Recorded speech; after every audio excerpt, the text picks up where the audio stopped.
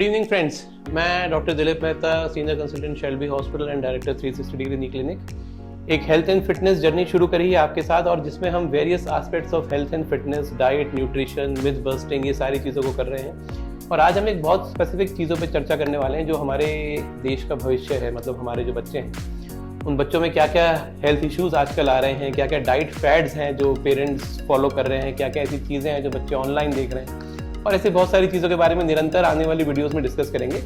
आज बेसिकली हम बात कर रहे हैं जॉइंट पेन बच्चों में। क्या जॉइंट पेन बच्चों में होता है? डज इट रियली एग्जिस्ट, या ये एक मिथ्या है और या बच्चे सिर्फ कंप्लेन कर रहे हैं, नाटक कर रहे हैं कि हमें दर्द हो रहा है और खेलने नहीं जाते।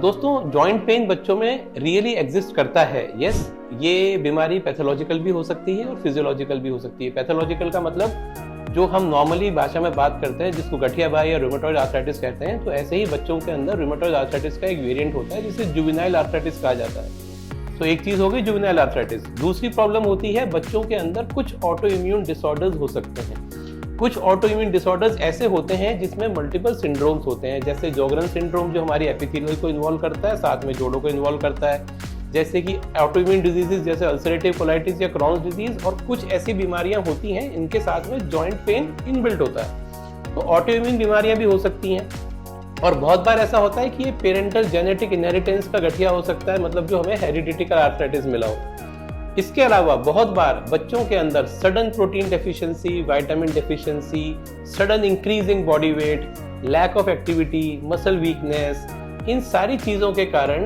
हम ये मानते हैं कि उनका जो जॉइंट का लुब्रिकेशन है, जॉइंट का मूवमेंट है, बोन की क्वालिटी है, वो डिस्टर्ब हो जाती है, और डिस्टर्ब होने के कारण जॉइंट पेन शुरू हो जाता है।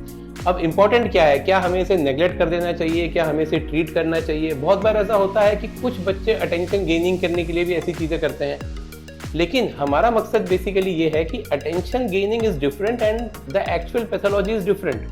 तो अगर बच्चा आपको बार बार रिपीटेड कंप्लेन कर रहा है कि मुझे जॉइंट पेन होता है, स्पेशली चाहे वो खेलने के बाद है, चाहे वो अर्ली मॉर्निंग स्टिफनेस है, बहुत बार बच्चा आपको इवनिंग में कंप्लेन करेगा कि मैं स्कूल जाके आता हूँ तो मेरे शोल्डर्स दुखते हैं, या मुझे सीढ़ियाँ नहीं चढ़ा जाता है, मुझे नी में पेन होता है।